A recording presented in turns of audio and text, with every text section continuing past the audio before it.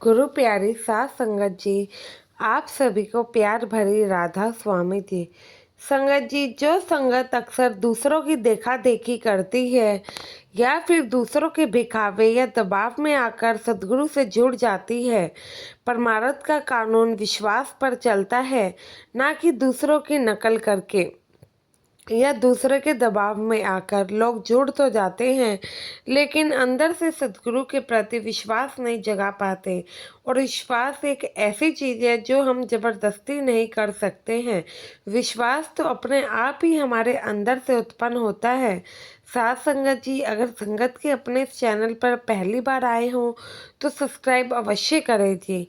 साथ संगत जी, गुरु जहाज रूपी होते हैं और सारी संगत का बोझ अपने ऊपर लेकर चलते हैं। जिन्हें गुरु पर विश्वास होता है वे गुरु रूपी जहाज में बैठकर समुद्र को पार कर जाते हैं, और जिन्हें विश्वास ना के बराबर या कभी कभी होता है वे बीच रास्ते में ही रुके रह जाते हैं। आज की ये साखी भी एक ऐसे ही है जो कि बाबा जी के ऊपर विश्वास से जुड़ी हुई है। संगत जी, ऐसा मानो कि एक जहाज में 825 यात्री समुद्री जहाज में सफ़र कर रहे होते हैं। यह जहाज एक देश से दूसरे देश जा रहा था। इन 825 यात्रियों में बच्चे, बूढ़े, जवान, औरत सब थे। बहुत सारे परिवार इस जहाज में बैठकर अपनी मंजिल की तरफ बढ़ते हैं। जहाज में खुशी का माहौल था। 4 दिन की ये यात्रा थी। इस यात्रा के 3 दिन तो अच्छे खासे बीत चुके थे। अब इस जहाज को अपनी मंजिल तक पहुंचने के लिए कम से कम बस 15 से 16 घंटे ही बचे थे कि अचानक समुद्र में बहुत तेज तूफान आ गया। जहाज बीच समुद्र में डगमगाने लगा। ये देखकर सभी यात्री घबरा गए। जहाज में अफरा तफरी का माहौल बन गया। यात्रियों ने फटाफट जो कि लाइफ जैकेट होती है वो पहनना शुरू कर दी, क्योंकि सबको लग रहा था कि कहीं जहाज बीच में ही न डूब जाए। और जिस हिसाब से वहाँ की स्थिति थी तो ऐसा होना शायद संभव भी था। जब सभी यात्री डर गए और खुद की जान बचाने की कोशिश कर रहे थे तो उस समय 12 से 15 साल का कम से कम लड़का वहाँ आराम से बैठा हुआ था, गिटार को बजा रहा था। और वो ऐसे मतलब कि एक्शन दे रहा था कि जैसे कुछ हुआ ही ना हो। लड़का अपनी मस्ती में मस्त था और गिटार की धुन में खोया हुआ था। जब बाकी के लोगों ने देखा कि लड़का तो मस्त है और ये कुछ भी नहीं कर रहा है यहाँ से बचने के लिए, तो उसमें एक दो लोग जाते हैं और उसको जैकेट देते हुए बोलते हैं, बेटा लो ये जल्दी से जैकेट पहनो और चलो हमारे साथ। लेकिन लड़का जैकेट पहनने से मना कर देता है। जब यात्रियों ने उनसे पूछा कि भाई ऐसा क्या हुआ और तुम ऐसा क्यों कर रहे हो, यहाँ पे इतनी बड़ी परेशानी आई है, एक तो हम तुम्हें बचा रहे हैं और तुम ये मना कर रहे हो, तो सभी यात्री एकदम हैरान हो गए। लड़का कहता है कि इस जहाज के कप्तान मेरे पापा हैं और मुझे विश्वास है कि वो मुझे कुछ नहीं होने देंगे। बच्चे की इस बात ने यात्रियों के मन को अंदर तक हिला दिया। कुछ देर बाद तूफान थम जाता है और जहाज फिर से कंट्रोल में आ जाता है। साथ संगत जी, जैसे इस बच्चे को भी तूफान में भी ये विश्वास था कि उसके पिता उनको कुछ नहीं होने देंगे। जब ऐसा ही विश्वास अगर हम अपने सद्गुरु पर करें तो कितनी अच्छी बात हो। हम बड़ी से बड़ी मुसीबत में निश्चित हो जाए कि बाबा जी बैठे तो हैं, लेकिन कभी भी ये मत सोचना कि बाबा जी बैठे हैं और यह सोच के हम कर्म ही ना करें, कार्य ही ना करें। ऐसा तो संभव नहीं है। साथ संगत जी, जब तक हम कर्म नहीं करेंगे तो उसका फल नहीं भोगेंगे। ऐसे ही गुरु हमारी संभाल कैसे करते हैं और हमें गुरु पर पूर्ण विश्वास क्यों होना चाहिए, मैं इस घटना में आपको बताती हूँ। संगत जी, जब कनाडा में रहने वाला एक हिंदुस्तानी जिसने 20 साल पहले बाबा जी से नामदान लिया था और नामदान लेने के एकदम बाद ही इस भाई का कनाडा का वीज़ा लग गया और ये वहीं जाकर रहने लग गया। आज ये भाई वहाँ पर बस चुका है और एक बस का ड्राइवर भी है। भले ही ये सद्गुरु से 7 समुद्र दूर चला गया हो, लेकिन बाबा जी पर विश्वास इसका अभी भी बहुत है और ये भजन सिमरन को भी टाइम देता है। बाबा जी के वचनों के अनुसार इसने कनाडा में रहकर बहुत ज़्यादा भजन सिमरन भी किया।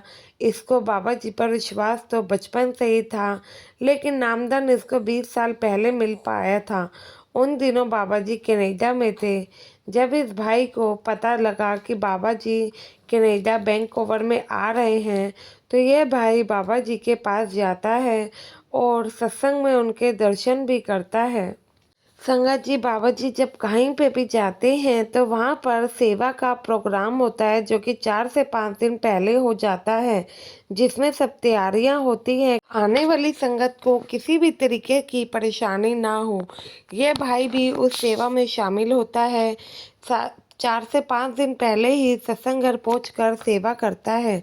जब बाबा जी एक दिन वहाँ से सभी सेवादारों को दर्शन देकर गुजरते हैं, तो बाबा जी इस भाई के आगे रुक जाते हैं और कहते हैं, बेटा तुम पिछले 20 सालों में एक बार भी डेरे नहीं गए। मैं चाहता हूँ कि तुम 10 दिनों के लिए इंडिया आओ और वहाँ डेरे में रहकर संगत की सेवा करो। साथ संगत जी, जिस भाई को आधे दिन की छुट्टी भी नहीं मिलती थी, वो 10 दिन के लिए कैसे जा पाता और बाबा जी के हुक्म को भी कैसे टालता। लेकिन बाबा जी के कहने पर इस भाई ने बाबा जी से कहा कि आपने जो आदेश दिया है उसका पालन जरूर होगा। बाबा जी ने इस भाई को कहा, बेटा यहाँ प्रोग्राम होने के बाद ही तुम डेरे पहुँच जाना। अब इस भाई के लिए मुश्किल और भी बढ़ गई, क्योंकि एकदम 10 दिन की छुट्टी डेरे के लिए लेना पड़ेगी और 5 दिन के लिए यहाँ पर भी आया हुआ था। अब इसे ये था कि मेरी नौकरी से कहीं मेरे को हाथ ही ना धोना पड़ जाए। लेकिन बाबा जी के कहने पर यह मान गया और इस भाई ने अपने सीनियर से 12 दिन की छुट्टी और ले ली। तो इनके सीनियर इन पर भड़क जाते हैं और कहते हैं, इतने दिन की छुट्टी किसी भी हाल में नहीं मिलेगी। तो इस भाई ने बाबा जी को वचन दिया था, तो वो पूरा करने के लिए ये डेरे चला गया और इसने अपनी नौकरी की चिंता नहीं की। डेरे जाकर इस भाई ने 10 दिन पूरी लगन से सेवा करी और 10 दिन के बाद जब इनकी सेवा पूरी हुई, ये डेरे से बाहर निकले, तो इन्होंने अपना मोबाइल चालू किया। तो वहाँ से एयरपोर्ट के लिए जब निकले, तो एयरपोर्ट के रास्ते में जब जा रहे थे, तो इनके मोबाइल पर कनाडा से इनके ऑफिस से कई फ़ोन आए हुए थे। फ़ोन करने वाला इन्हीं का दोस्त था, जो कि इनके साथ उसी बस वाली कंपनी में काम किया करता था। उसने बताया, भाई तुम तो बहुत किस्मत वाले हो। तो ये भाई पूछता है कि क्यों, ऐसा क्यों कह रहे हो? मैंने तो वहाँ से नौकरी भी छोड़ दी है, अब क्या मेरी किस्मत, मुझे आकर नया काम ढूंढना पड़ेगा। तो इस भाई के दोस्त बताते हैं, भाई जिस बस को तू चलाता था, तेरे छुट्टी पर जाने के बाद उस बस को किसी दूसरे ड्राइवर को दे दिया गया था और उस बस का एक्सीडेंट भी हो गया और उस समय बस में सिर्फ ड्राइवर ही था और एक्सीडेंट इतना जोर का हुआ कि ड्राइवर की हालत बहुत ही ज़्यादा सीरियस है। तो भाई बहुत ही हैरान होता है और कहता है कि ऐसे कैसे उनका एक्सीडेंट हो गया। तो उनके दोस्त बताते हैं कि भाई इलेक्ट्रिक शॉर्ट सर्किट के कारण चलती बस में आग लग गई और ऑटोमेटिक बस होने के कारण बस अंदर से लॉक भी हो गई थी। अंदर ड्राइवर अकेला था। रात के 8 बजे का टाइम था। जब सारी सवारियों को छोड़ने के बाद बस को पार्किंग में लगाने लगे, तो अचानक आग लग गई। इतनी हड़बड़ी हुई कि ड्राइवर के पास कोई नहीं पहुंच पाया, लेकिन सबने उसको बाहर निकालने की कोशिश करी। जब तक बाहर निकाला तो वह सीरियस हालत में हो गए थे और जख्मी भी हो गए थे। अच्छा हुआ तुम इतने दिन की छुट्टी पे चले गए। दोस्त की यह बात सुन के वह भाई सिर्फ मालिक का शुक्राना ही करता रहता है और वापस डेरे जाता है, बाबा जी को मत्था टेकता है, कहता है आंखों में आंसू लेके कि बाबा जी, मुझे नहीं पता कि बस मैं कैसे आपका शुक्राना करूं। इतने मुश्किल हालात से आपने मुझे बताया, कहाँ अगर मैं नहीं आता तो वहाँ मेरा एक्सीडेंट होना था, लेकिन आपने तो मेरी जान ही बचा ली। इस भाई की आंखों में बेहद ही आंसू थे, लेकिन रब का शुक्राना बहुत था। और ये माथा टेक कर दोबारा कनाडा की तरफ निकलते हैं, तो इन्हें उसी कंपनी से दोबारा फ़ोन आता है नौकरी के लिए, क्योंकि इतनी जल्दी नया ड्राइवर मिलना संभव नहीं था। साथ संगत जी, बाबा जी कैसे अपनी रूहों की संभाल करते हैं ना। और जो सच्चा सत्संगी है, सच्चा नहीं मतलब कि जिनको बाबा जी पर विश्वास है, वो अक्सर जानते हैं कि कब कब सतगुरु ने आके उनकी संभाल करी है। उनको किसी को बताने की ज़रूरत नहीं पड़ती है कि हाँ, इस समय बाबा जी ने हमारी संभाल करी थी।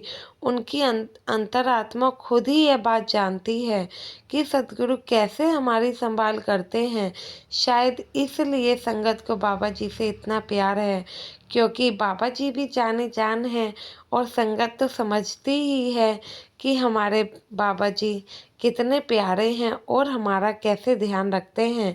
आशा है ये वीडियो के माध्यम से आप भी अपने भजन सिमरन को पूरा समय ज़रूर देंगे। जी, अपन संगत के अपने चैनल को सब्सक्राइब ज़रूर कर लीजिएगा और कमेंट में राधा स्वामी लिखना ना भूलें जी। विदा लेते हैं, मिलेंगे आपसे अपनी अगली वीडियो में।